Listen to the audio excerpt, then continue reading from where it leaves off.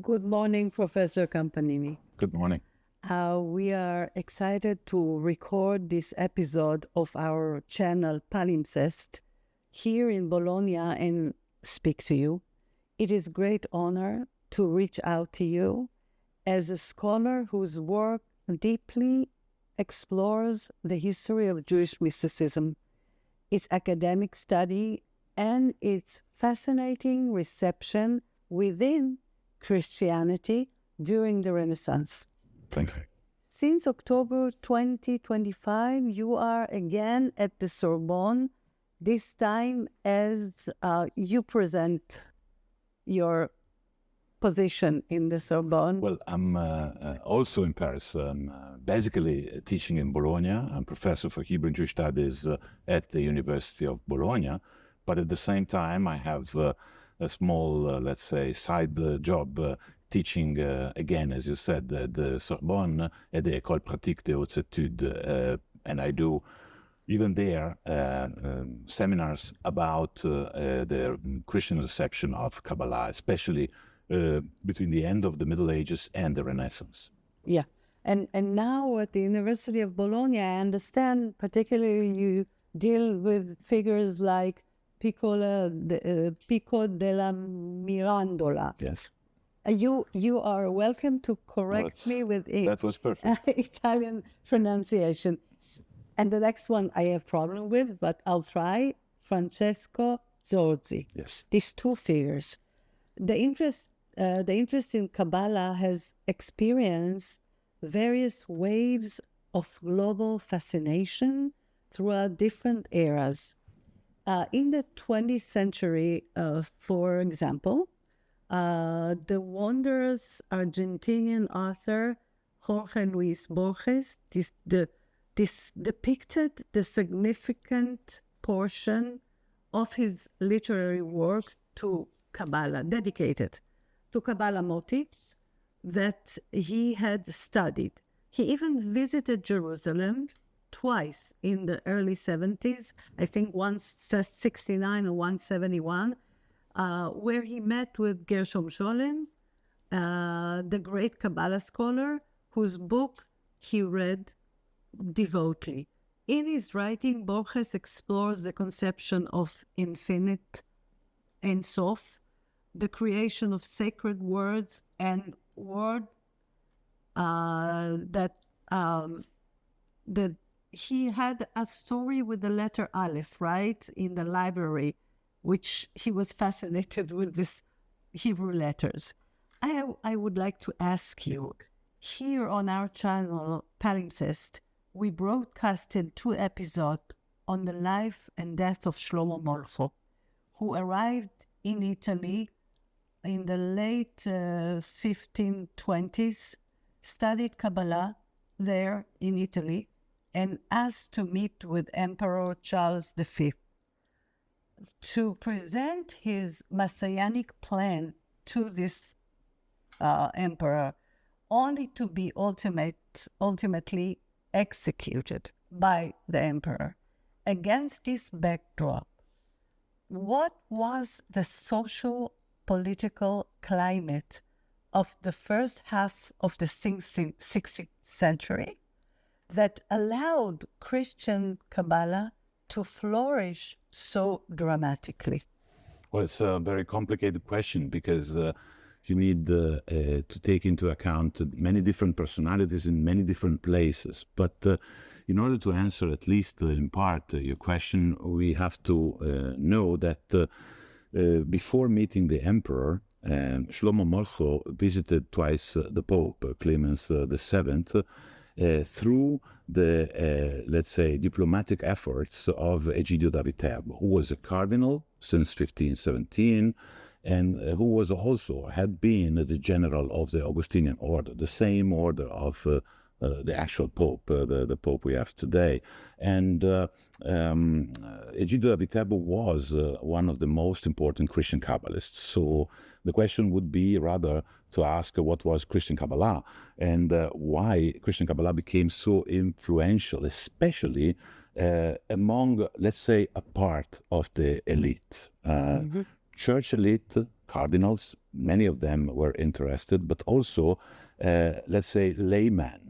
We have examples of laymen, like Pico della Mirandola, whom you already mentioned, and another one would be Johannes Reuchlin, who was a jurist and not an ecclesiastical, who were fascinated by Kabbalah. And I believe that the center of this fascination, or the original core of this fascination, is humanism, because it involved this agenda of going back to the sources. And the sources cannot be only Latin and Greek, so the classical literature, but of course there is also the origin or the original of the Bible, which means to study Hebrew, to learn Hebrew, and also to meet the very important grammatical literature of the Jews. But through this way, they discovered there was much more to it. There was this fascinating esoterical literature,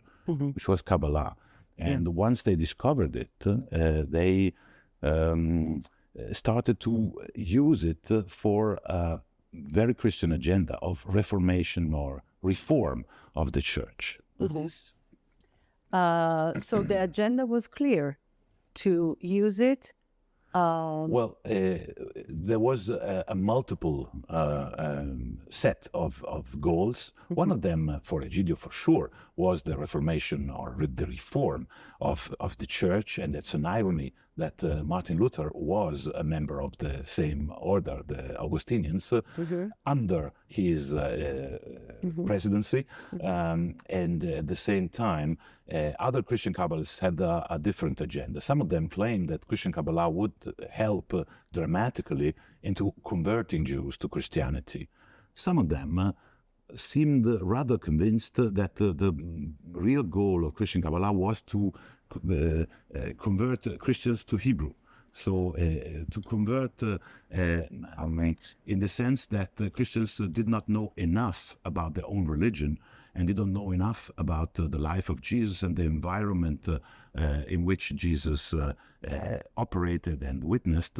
And this would not only enhance the truth of Christianity, but also deepen their understanding of their own religion. And the question is, why turning to Kabbalah and decide that this is the true original origins of Christianity and Judaism, and not to the Hebrew Bible, which is the oldest roots? Yeah, the Bible is always in the center of the interest of Christians, and the Hebrew Bible, for a while at least until the Council of Trent, was really a source of fascination for the Christians. But the Bible as a text is not enough, because the Christians understood perhaps better than anybody else that it was also a question of interpretation. So what do you do with the Bible? The text is there, you understand it, but how? And Kabbalah was offering, I would say, at least in Christian eyes, a spiritual reading of the Bible, meaning, and some Christian Kabbalists said that openly, it was not the materialistic interpretation of the Bible or the pshat, the literal sense of the Bible. There was more to it.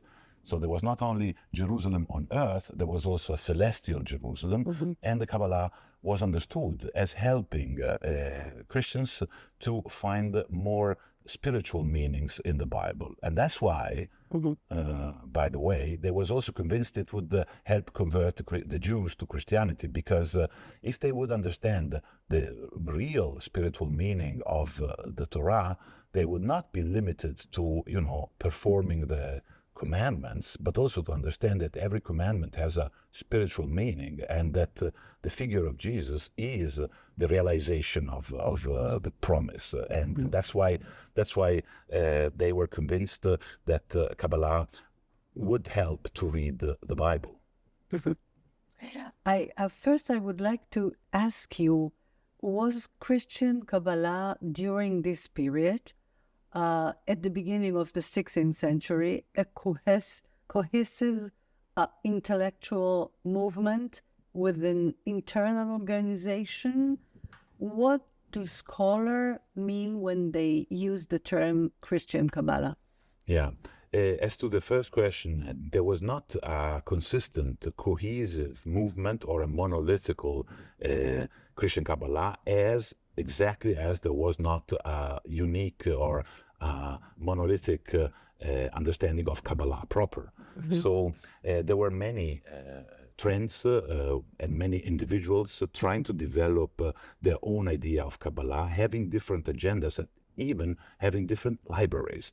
They did not read the same books. This is quite clear already at the very start. Pico della Mirandola had a very significant and large library of Kabbalistic books translated for him, but other Christian Kabbalists read completely different books and dependent on completely different sources. And as to even the basic tenets of Christian Kabbalah, they disagreed. They disagreed, for example, about the original Hebrew name of Jesus. So even if there was the Titulus Crucis, so the original sign nailed by Pilatus on Jesus' cross, they could still discuss which was the original name of Jesus. And some of them used the Jewish name, Yeshu. Some of them said, no, Jesus was called Yeshua, because that's the form written in the Titulus Crucis, which is preserved in Rome. But there are competing theories. Some of them say, no, Jesus was called Yeshush, so with a second shin. And the most interesting of all is Johannes Reuchlin's theory. He's a German jurist who developed the idea that the true name, mystical name of Jesus was actually Yud-He Shin Vav-He. So it was the tetragram with the insertion of a shin in the middle to make it pronounceable. Jesus was the incarnation of God in the sense that he made the name of God, which was ineffable, pronounceable. So he could allow men to pray God without having to silence the name. So they could say the name is Jesus. So this is a very crazy theory, but it had lots of success, and we find it in many places. Okay.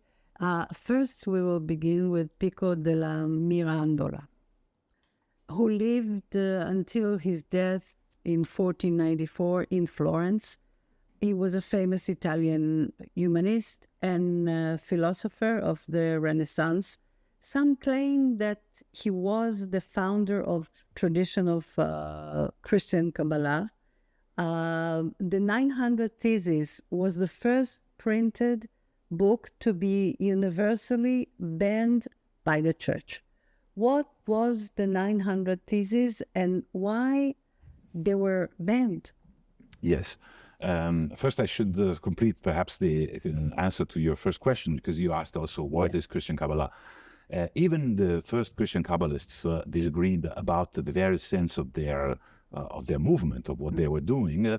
And Pico della Mirandola, about whom I would say a few words immediately, was convinced that Kabbalah was a science. He calls Kabbalah scientia, so a science. That is to say, precise treasure trove of information, theories, and facts or traditions that had the binding character. But not all Christian Kabbalists were convinced that it was a science. Some of them argued that it was rather a technique, ars. And this second meaning is completely different from science. It's something I know and it's known for sure. And the technique allows to produce, like a heuristic model, produce new knowledge, new forms of knowledge, and it allows, for example, to use Kabbalistic methods within a Christian framework. This is new. This is something completely different. What modern scholars understand on the Christian Kabbalah is a very difficult question, because they don't agree. Just like the Christian Kabbalists, some of them find the name misleading because there's only one Kabbalah, and some of them find it perfectly legitimate because there are so many Kabbalah or Kabbalot that a new one or another one that is also, Madonna or other people from the show business purporting or stating that they do also Kabbalah, that there is space also for a Christian Kabbalah. So in the end, I would say using Jewish contents, most of them Kabbalistic, in order to prove the truth of Christianity is the common trait of this movement so at the now beginning we go of the back 16th century. to the 900 theses. Yeah, what are the 900 theses? And why he was banned. Those are just the title or the topic of our discussion of 900 different themes organized according to a very simple pattern. Almost roughly a half of them are theses according to other people, so according to traditional authorities like Thomas Aquinas, like John Scotus, like Avicenna, Averroes, and you name it. And one of them, but the last one, was according to the Kabbalists. So according to the Kabbalistic tradition. Yeah. The second series was, and it's a very peculiar and modern trait, Pico della Miranda titled it Conclusiones, or thesis, or topics for discussion, according to my own opinion. So his own opinion was also in the center. And even there is the last session, the last chunk of thesis, almost 70 or a little bit more, are Kabbalistic theses according to my opinion, secundum opinionem proprium. So it looks like a contradiction. If it's Kabbalah, it's received, so it should be traditional. No, he says, whatever other Kabbalists say, like implying he was one, I say. So there's this putting the ego, his own personality to the forefront. Yeah.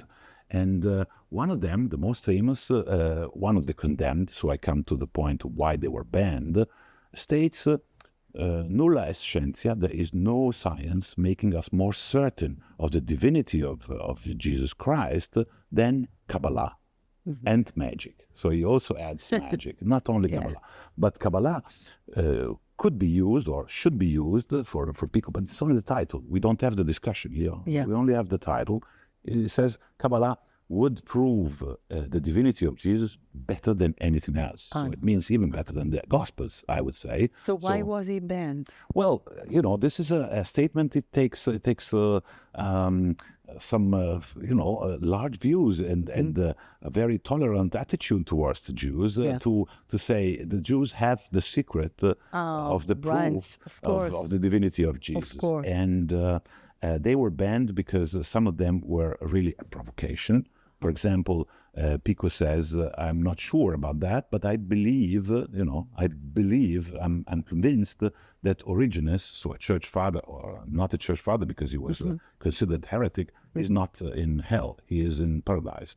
So can you say that? He was teaching the apokatastasis, so the idea that the world would be fully destroyed. He was teaching that the hell was empty. Now, these things are very provocative from a dogmatic point of view, and that's why the theses were banned. But they were read even in spite of the ban, read and commented. Yeah, I would like to ask you about Flavius Mithridate. Yes. And what was his role in Pico's journey to Kabbalah? Well, Flavius Mithridates, that's a pseudonym, a nom de plume. It was invented, and it's also interesting because Flavius was, of course, the name also of Josephus. And Eliyahu del Mendigo, both of them. Okay. Yes. Flavius was, of course, the dynasty of the emperors who conquered Jerusalem. So, and it was also Flavius Josephus, somebody who converted not to Christianity but to Rome, to the imperial power. And Mithridates was a king of Pontus, of antiquity, who was considered the best polyglot. And Flavius Mithridates was a polyglot. He would speak Greek, or of course Italian, Sicilian dialect. He came from Sicily. He would understand perfectly and write perfectly in Latin, Greek, Arabic, Aramaic, Hebrew, and you name it, and even the Ethiopic alphabet. So he was really a polymath, a polyglot of the Renaissance. He was a Sicilian Jew. He was born Shmuel ben Nisim Abul Faraj, so a very Jewish, Very very Jewish Sicilian name, name, yes. and then converted first with the name of his godfather, or how do you say, the person who kept him, or brought him to the baptism or baptismal source, and he was called Guglielmo Raimondo Moncada, so it's a Spanish name. And then he became Flavius Mithridates. Why was he so important for Pico? Because he translated for him an entire library. So we have now only parts of it, but it's already in the thousands of pages. They are preserved, most of them, at the Vatican Library, and they are catalogued, interestingly, under the Hebrew manuscripts, even if they are in Latin. Why? Because they are not understandable without Hebrew. So it's just a very literal translation, ad verbum, of Kabbalistic texts. Most of them, Abulafia, the Bahia, Gicatilla, and many other Kabbalistic books were translated. So we could say that Flavius Mithridates was the one who made possible for Pico to be so blunt and state, Kabbalah, I know Kabbalah, and Kabbalah is gonna demonstrate the truth of Christianity. But, Mithridates was instrumental for him to get acquainted with this literature. Okay. As to Elia del Medico, he was rather a philosopher. He came from Candia, Crete, and he was more interested in philosophy than in Kabbalah. We have a letter where he says in Italian, in a very shaky Italian, he writes to Pico, who has evidently asked him for Kabbalistic books. He was already passionate and searching for them. And he said, I would prefer you to do philosophy. You are a very gifted philosopher. You should pursue philosophical studies. As to Kabbalah, okay. He looks like he's sighing, saying, okay, isto benedicto Kabbalah. So because you insist, I will send to you the Recanati. So it's a Perush alla Torah, commentary on the Pentateuch, but it's raining, so it's not a good day for sending you the book. Yeah. I will give it to you at a later point. And he has a list of Kabbalistic books, a very interesting one in the same letter, saying you should read the Ma'arechet Elut, you should read the Bahia, you should read the Recanati, of course, you should read the Keter Shem Tov. There is a very essential list of Kabbalah. So this is like seeing the birth of the child, because you see where it started. So Elia del Medico is very important, but he was trying all the time to discourage. That's very interesting, the dynamic. From studying this. And Mithridates, who was baptized, had no qualms about it and no problem, and would translate the books for him. In your research on Pico, Apologia?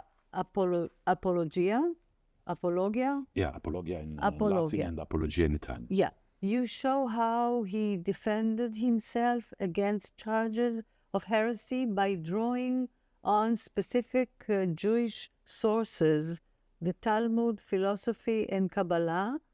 In short, how did Pico use this Jewish framework to justify his controversial Christian Kabbalist project? Well, he says exactly in the Apologia, he says two things. One, he states that the previous Pope, so Sixtus IV, who was the founder of the Vatican Library, already started getting an interest for Kabbalah. We don't know if it's true, but it's, it was a rumor circulating in the Curia. So he defends himself in saying, I'm not the first. The Pope started already having those books translated. And since we know that the translator was Mithridates, and we know that Mithridates had a problem with truth, it could be that he was just telling him a story, a fabrication, that actually Sixtus IV was, let's say, commissioning translations from Hebrew, but not of Kabbalistic books, rather of historical books like the Seder Olam Rabbah, this kind of literature for historical interest. But, they were transformed into Kabbalah because Mithridates told him so. And on the other hand, he candidly told the story of how he started reading Kabbalah. He didn't say he was reading it in Latin. Pico said, I was reading Kabbalah, not specifying he was not reading it in Hebrew. But it doesn't matter. He was reading Kabbalah, And he says, and my surprise was big, and I was amazed by the fact that what I was reading was not what I expected. It was not a Jewish, parochial, provincial thing. It was like hearing Moses speaking. It was like seeing the gospel moving, It was like the truth of my religion was perfectly stated and demonstrated by those texts. So the idea is not new, because we have it already in the Middle Ages. The idea, if you read carefully Jewish traditions like the Midrashim, like Moshe Darshan, the Midrash Rabbah, the Midrash Tehillim, but even the Talmud, you will find passages that confirm Christianity. So this is not new. The new idea is that Kabbalah is where this idea is most evident. You can see that Kabbalah demonstrates the truth of Christianity. Yeah, by the way, what ultimately happened with the massive translation project? How did it affect the course of Pico's life? Well, those translations are now at the Vatican Library, but we don't know exactly where they were kept and how they came to the library. We have a letter where Pico seems to be convinced that Mithridates has the books. So it could be that they had been seized by the police, by the Pope in Viterbo, since Mithridates was arrested. But this is the last time we hear from Mithridates. He was a very complicated personality. He has already had 2 novels, one of them by Camilleri, so there are novels about him because he's such a fascinating, flamboyant personality. Yeah. He was even a homosexual, so he has many different facets to his personality. In any case, he was arrested, and probably the books were taken from him. So it means that Pico did not have them at his disposal all the time. In any case, they were kept secret in the library, and only a few people could see them. For example, Egidio da Viterbo, we are sure he used them and even copied one of them. But it's not through the translations of Mithridates that this tradition became so popular or fascinating. It was rather through those very short sentences of Pico, through the conclusiones, through the thesis, precisely because they were not articulated. It was just, launching a way and saying, look, those books are very important, but, they are not there. And what was the nature of the translation? Has he done a good job?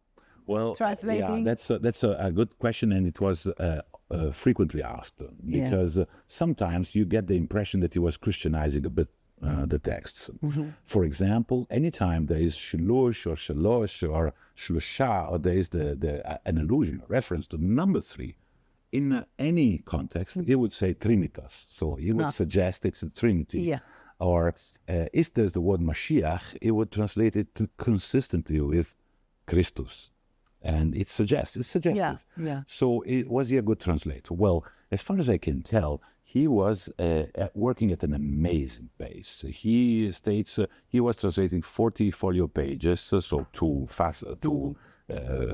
pages for each, so 80 pages of for our criteria a day. So he was working at a very, very fast pace, and you can even notice it from the, from the ductus, from the script, how he was being fast and using even a stenography, so a system of writing very, very quickly.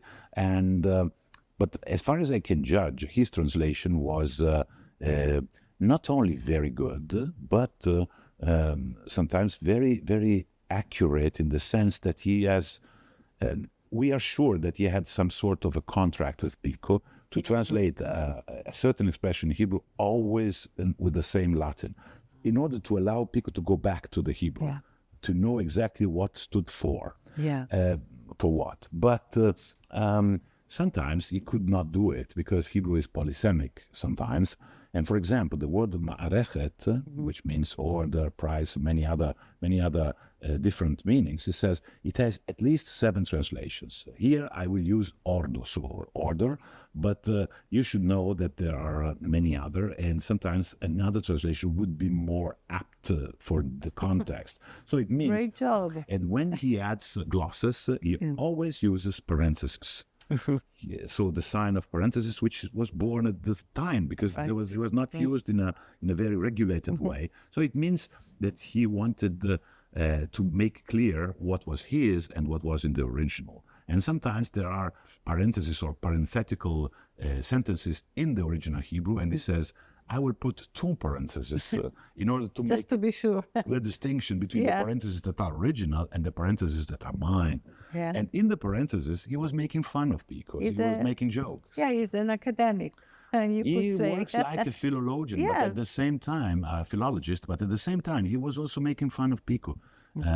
Making fun of his preferences, of his religion, of his, from the glosses we know that he didn't believe in anything. He was not a Jew anymore, but he was not a Christian. Interesting person. Yes, yes. I would like to ask you, to set the stage for our audience, could you clarify for us what is the Book of Bahir actually is about?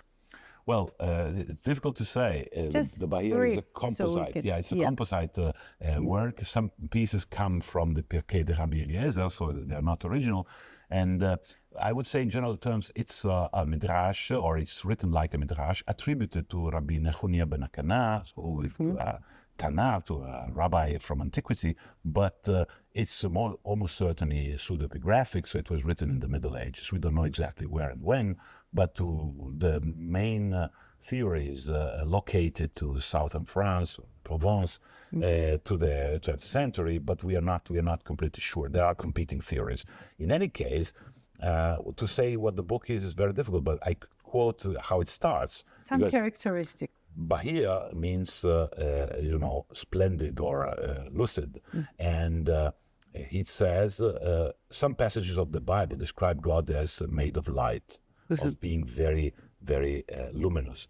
And some other passages describe him as obscure and involved in darkness. So what is true? Which is which? And the conciliation is God is so lightning, so luminous that it blinds the observer.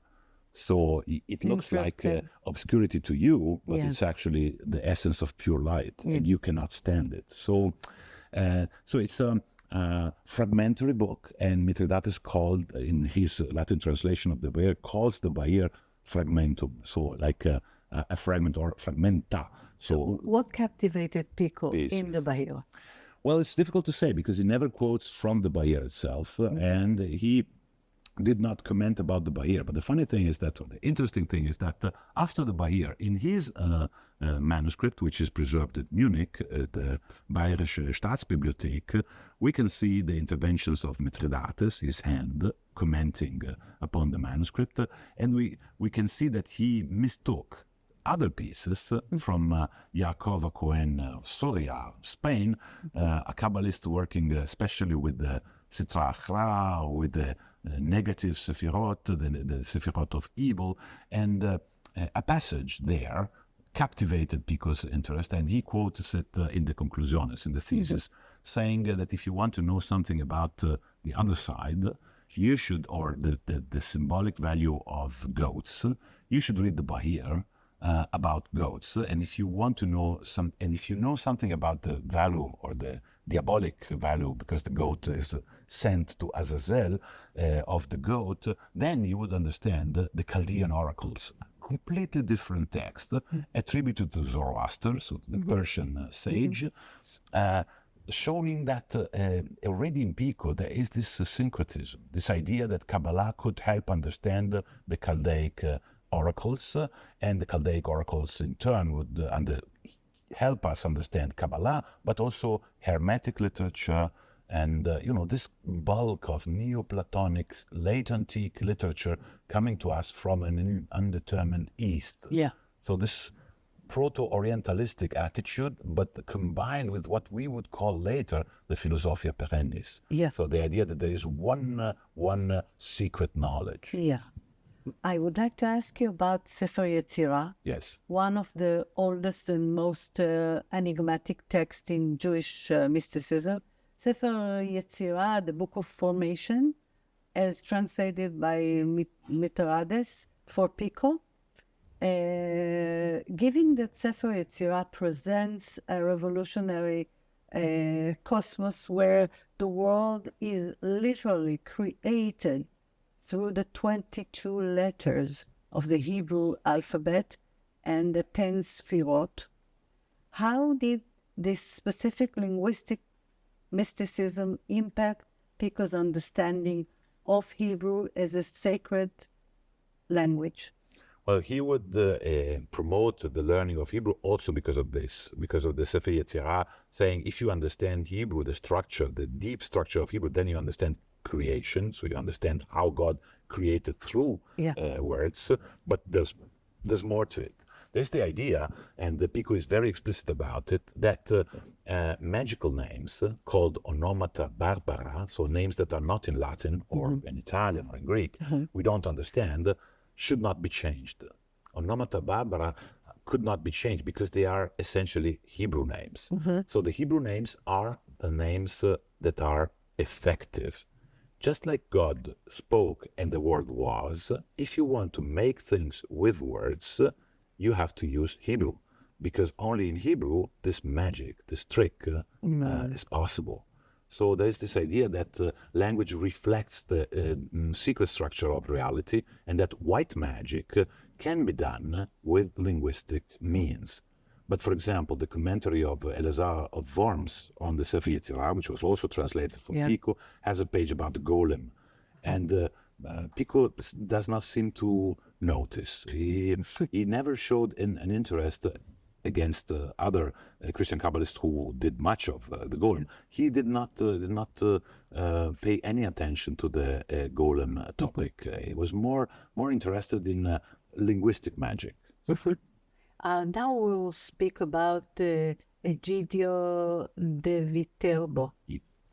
A few years ago, his book was translated to Hebrew by Professor Yehuda Libes. Professor Campanini, who was Egidio, that is highly esteemed by the Hebrew translator Yehuda Libes. Yeah, we mentioned him already. He was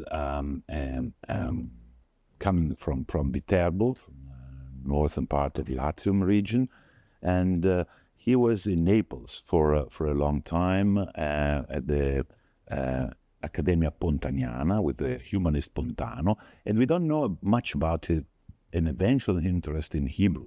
There is a sporadic testimony, him acquiring a book, which is now a Neophyte book, a very important manuscript of the Targum, but he was not really important as a Hebraist. But at a certain point, at the beginning of the 16th century, 1510, 1511, he started buying systematically and very extensively Hebrew books, and he was even presented with books by the Pope himself, later on, Leo X Medici, who gave him a part of the legacy of Antonio Flaminio, who was a professor of the Sapienza, and who was collecting many Hebrew books from Sicily, from Spain, some of them in Arabic, some of them in Aramaic. He had a large collection of magical books and literature collected, and when he died, since he had no children, the Pope inherited everything, but gave a large chunk of this library to Egidio. So, and Egidio was even, we know from the letters, when he was the generalis, or the general officer of the Augustinian order, that he was even ready to use the money given to him from, charity, to buy books, to buy Hebrew books. We should not spare money. And he collected a large library, which is now dispersed. Part of it is in France, part of it is in England, part of it is in Rome. This large library is mainly a Kabbalistic library. And he was convinced, and the booklet on Hebrew letters, which was translated first by Yehuda Libes, purports or promotes a reform of the Latin alphabet. Why? In order to adapt it to Hebrew. Why wasn't it more important? Well, because he was convinced that he was quoting, the Cratylus, so Plato, saying that words and meanings go together. And if you have a defective language which cannot express or reflect the real language, the lingua adamica, the language of creation, the language of Adam, the language before Babel, which was perhaps preserved after Babel only by Eber, so only by the Jews, which was a theory that circulated among Christian Kabbalists.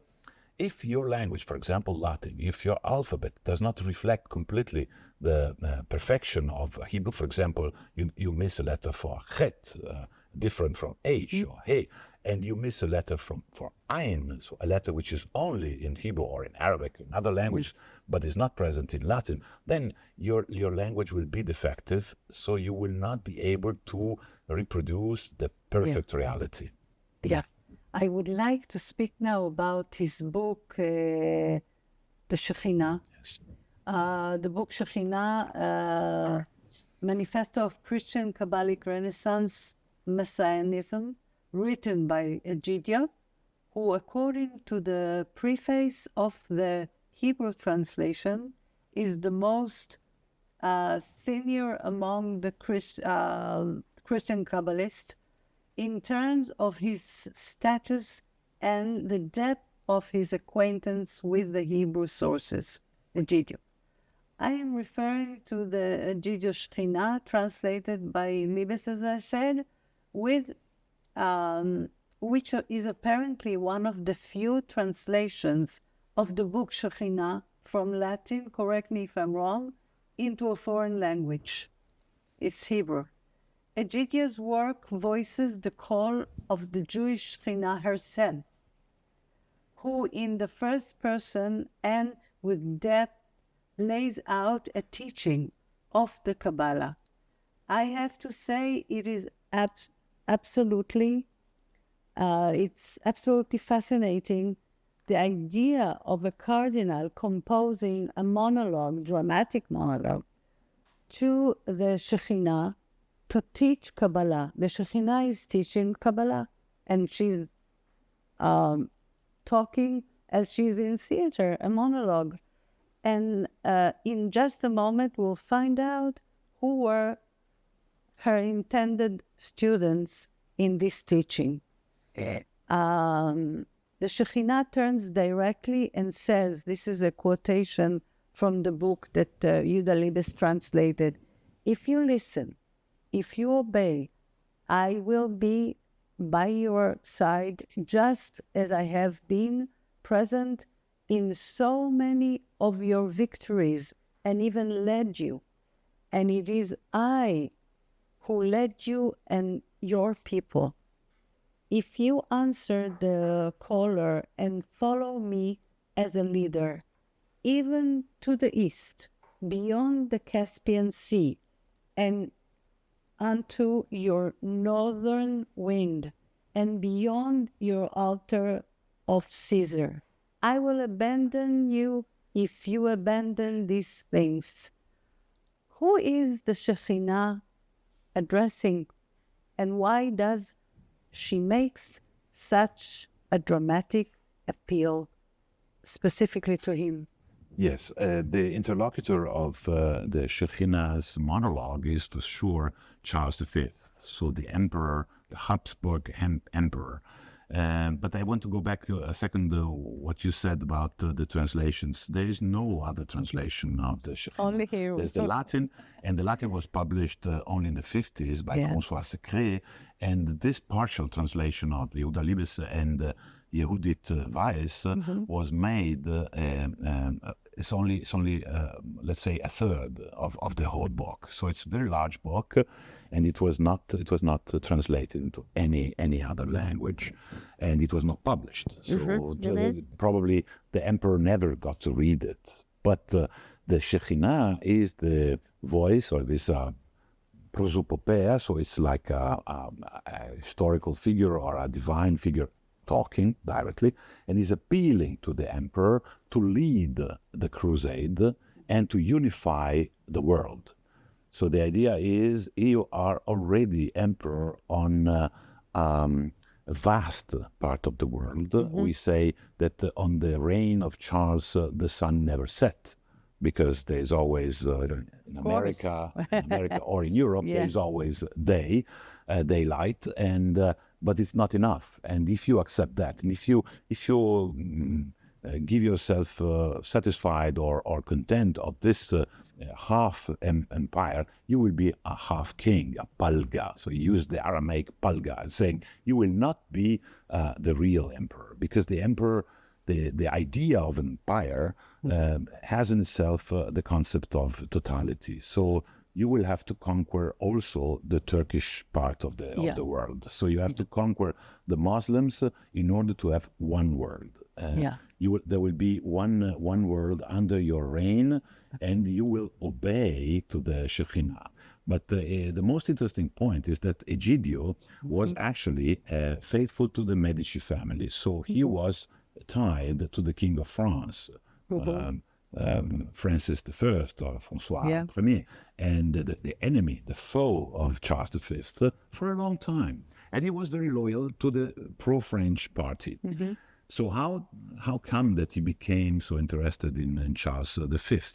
Well, it was after the sack of Rome. 1527 is the turning point. In 1527, an army of soldiers from Germany occupied Rome and destroyed many palaces, and even his library was dispersed at this point.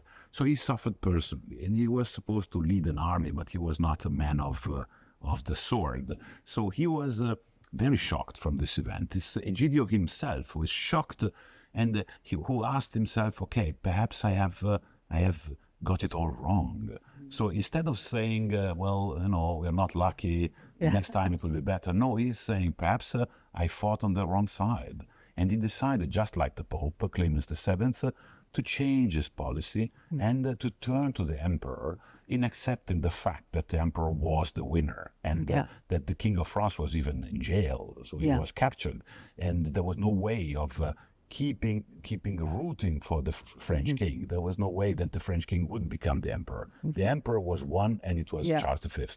But his reign was partial, so he could be invited, and he could be admonished to conquer more and to perfect this ideal of unifying the world under one crown. But why the Shekhinah? Because Egidio was convinced that nothing happened by chance. And he even said that in the passage you quoted. The Shekhinah is acting in history. That's why Egidio wrote also a book about the philosophy of history called Historia Viginti Seculorum, the history of 20 centuries, presented as a commentary on the Psalms, and finding a psalm for every century and saying, in this century, this and that happened, and King David already foresaw it. So we have to understand that for Egidio, Kabbalah is part of prophecy. So it's a way of interpreting the future, just like the past, in the light of divine intervention. And Shekhinah is the hand of God. Yes. This is what the translator of Shekhinah, Professor Yehuda Libes, writes about Egidio. I quote, I too share Bachur's love. Bachur is Levita. Elia Levita, a grammarian from Germany who lived in Italy and lived at the house of Egidio for many years. Right. They were befriended. Yes. I too, as Bachur love, I love Egidio. And I too, like Rabbi Eliyahu, am aware that Egidio is Christian and not Jew. And yet, there is much in common between him and me. If it were possible for a soul of a Gentile to reincarnate in a Jew, I would ask that the soul of Egidio reincarnate in me, and this for the following reasons. First, the love for languages, for religion texts, and for the weaving of myths. Not once I had I'll stop here and I'll ask you, can you comment about this kind of saying? Yeah, it's of course very interesting to read that from the pen of Yehuda Libes. Yes. But it's not entirely new in the sense that other scholars before him had the same experience. For example, famously, Gershom Scholem, who said in Pforzheim, the town where Johannes Reuchlin was born, he said, if I would believe in reincarnation, then I would think to be myself the reincarnation of Johannes Reuchlin. And why is that?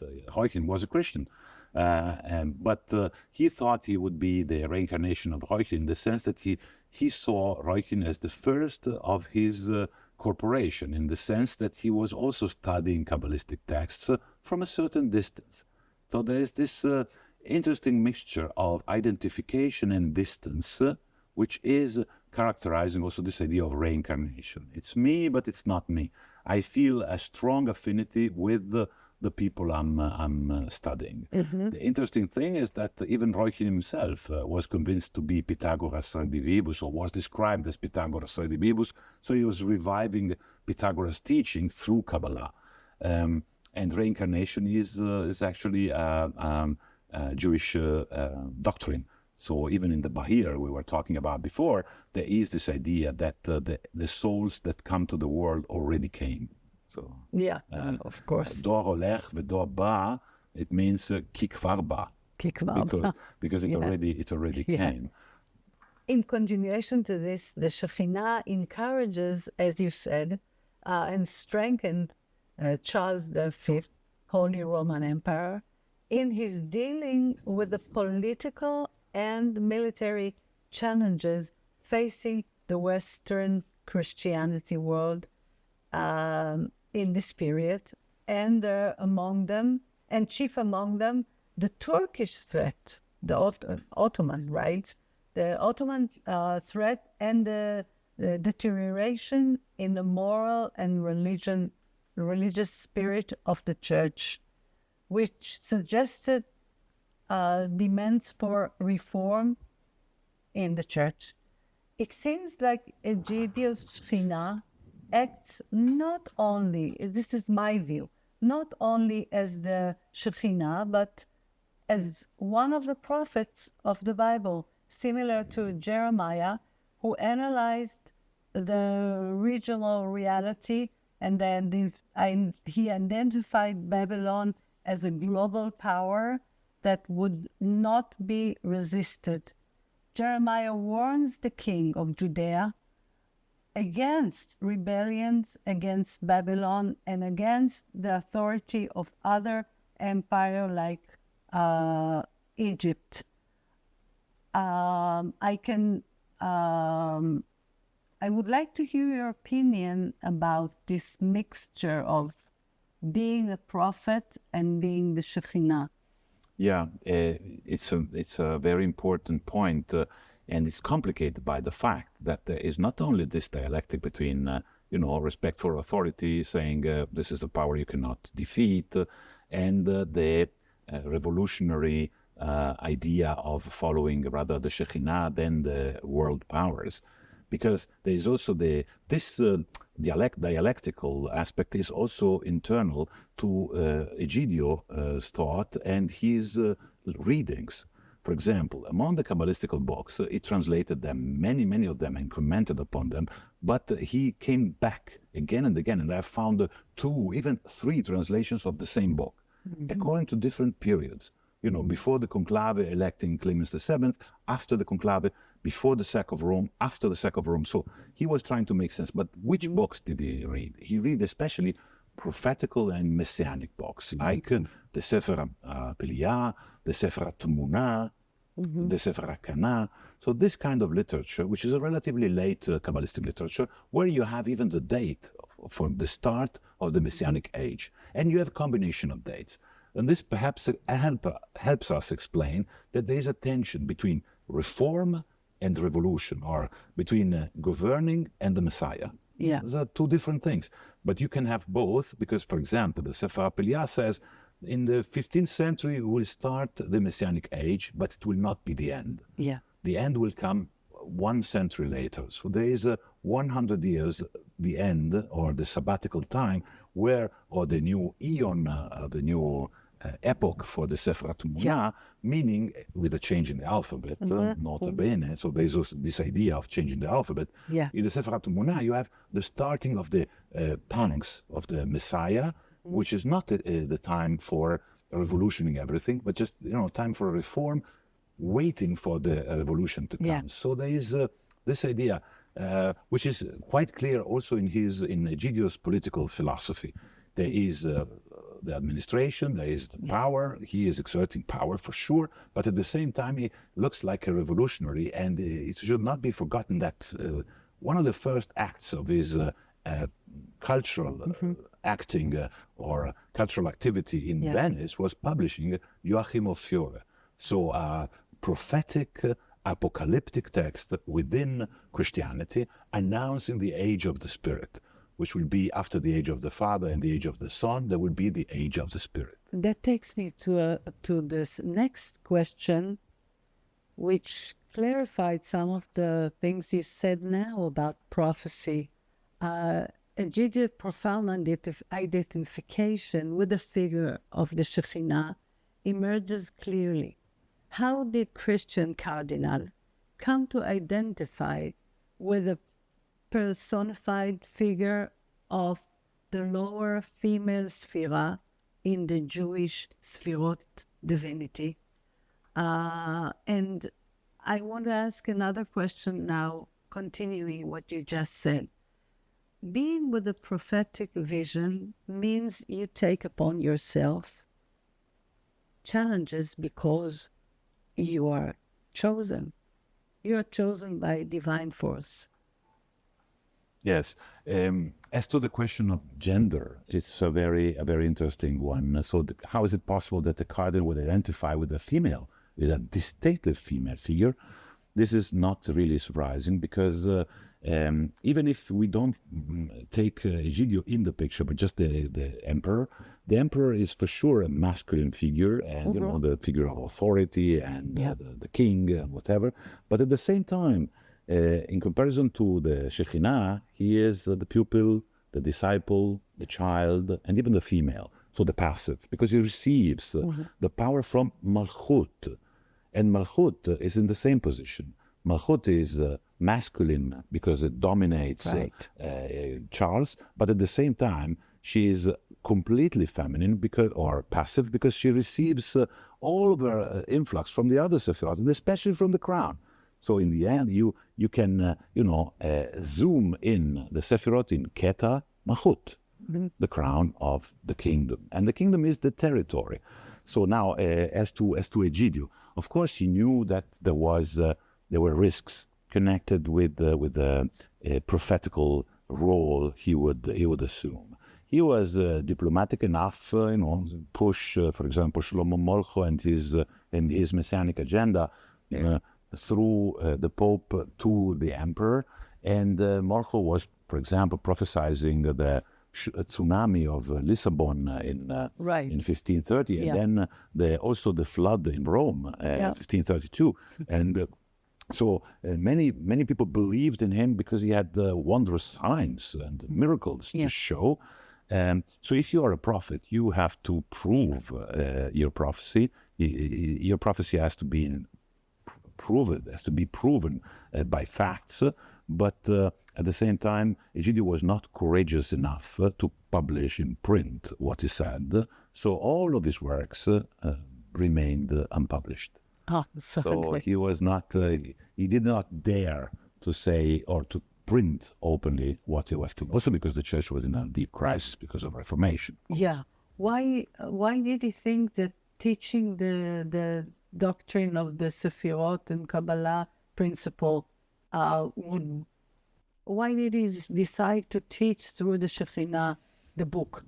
Because he was deeply convinced that if you understand the doctrine of the Sephirot, so you understand the divine man or this divine androgynous figure of the Etz Chaim, or tree of life, or tree of the Sephirot, or Ilan Sephirot, if you want to call it, then you will understand not only the makings of the Godhead, but also how history works.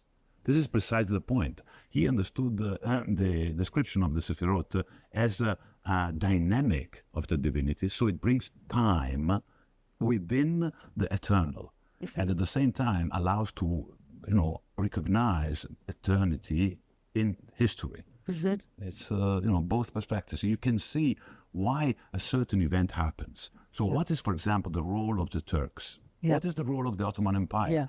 Because if you are a radical monotheist, you would believe, well, God wants it, because otherwise they would be long forgotten. And they are there, and they are powerful, and they are menacing. So what is it? Is there a God of the Muslim? Is there another God? Or, you ask questions. And of course, you have to admit, and you need to think, that the strength of the Turks is the will of God.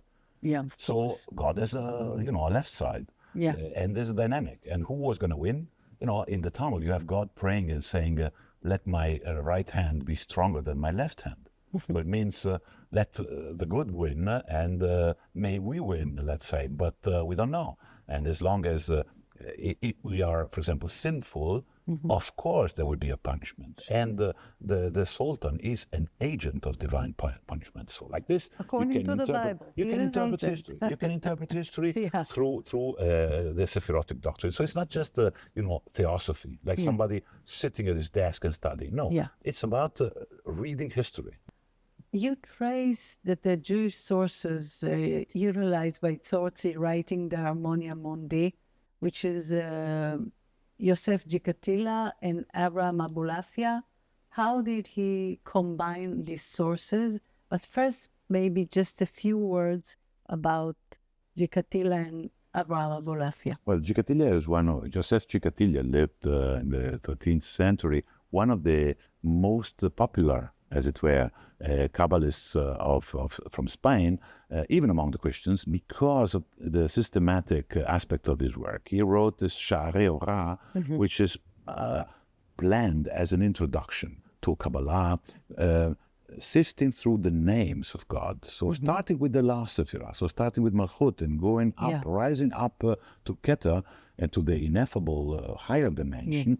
The Christians who wanted an introduction to Kabbalah found it particularly easy to study and easy. It's not an easy book, but it was used as easier than, for example, the Zohar, where you have a narrative and very enigmatic images and a different language, and Aramaic. And the Hebrew of Gikatilla is relatively clear, and you can see that he was trying to do systematics with Kabbalah. As to Abulafia, is quite different. Abulafia was an inspired prophet, was certainly promoting a different kind of Kabbalah. Sometimes he seems like very hostile towards the Sefirot. He says this like polytheism is not fine. And he was thinking rather of manipulations of the names. Gikatilla and Abulafia were friends and even colleagues when Gikatilla wrote his first book, the Ginat Goaz, but then changed his mind and became like a theosophical Kabbalist. And Abulafia remained, Moshe Idel would call him a prophetic Kabbalist all of his life. So they are quite different in the end of their careers. But those are not the only sources of Francesco Zorzi. I found 50 of them. Some of them were not authentic, but many of them were used systematically by Zorzi. And what he does with that is to put Kabbalah at the center of his understanding of the world, so our world, so nature. Zorzi was a Franciscan. He was a Platonist, and he was convinced that the world obeys to mathematical or rather musical logic, allowing to reconcile different things. Like, let's say, animals and stones. What do they have in common?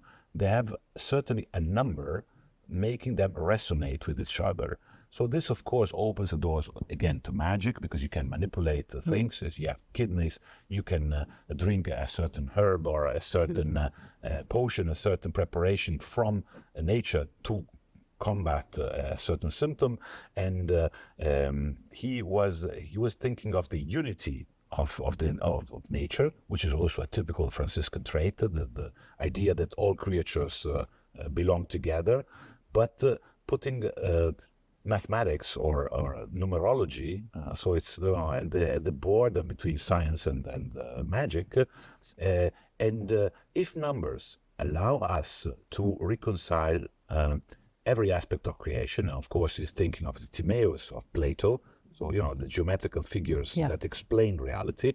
If numbers are the center of the reality, then Kabbalah, manipulating words and telling us why a certain word is cognate to another just because of their numerical value, so gematria, then Kabbalah allows us to see, as it were, under the skin, to see the secret structure of reality, which is a numerical one.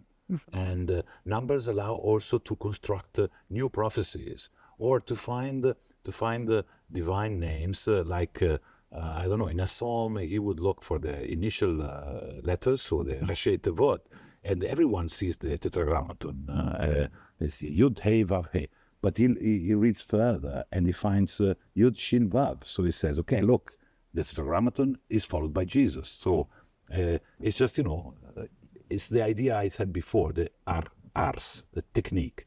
Kabbalah is just a technique. If you can do that, you can also do that, and you can use it to confirm Judaism or to confirm Christianity. If people follow his doctrine, did he affect?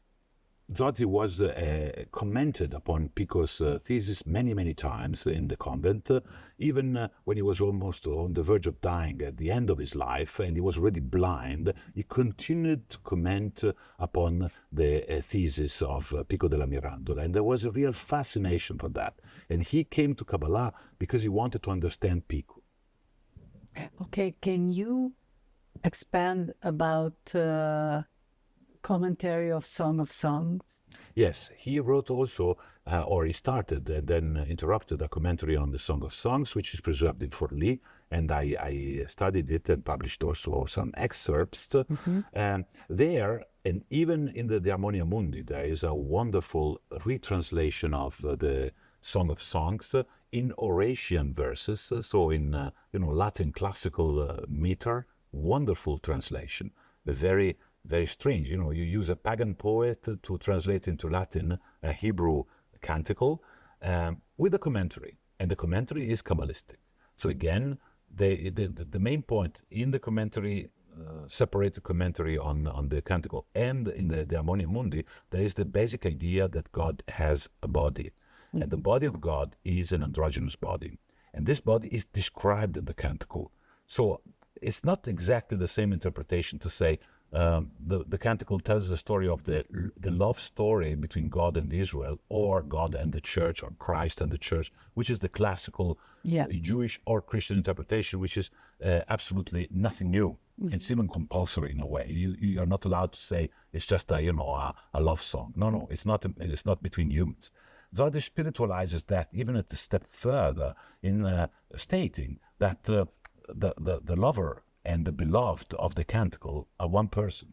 So you can describe their union, not in the sense only of, a sexual relationship, the union of two bodies, but the union meaning they are going back to their original form, which is unity. So, which is the body of God. So the Sephirotic interpretation of the canticle is consistently presented. So every part of the body of the lover or of the beloved is interpreted as a part of the description of, I would say, the love story of God with himself or with herself, because at this point, pronomina, him, her, do not make any sense anymore, because it's God loving himself. Very interesting. This self-love of God is something we can contemplate only if we are part of it.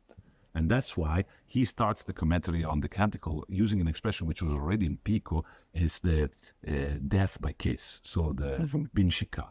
This binshika, this death by kiss, is intended as, ecstatic union. So it's the unio mystica, meaning we can have a foretaste of this banquet, of this feast, of this symposium when God will marry the Shekhinah. But we are not really invited because either we are part of this marriage, so we're not there anymore, or we are excluded. And if we are excluded, we won't see it. And if we are there, we won't see it neither, because we are part of the matrimony, part of the divine union. Very interesting.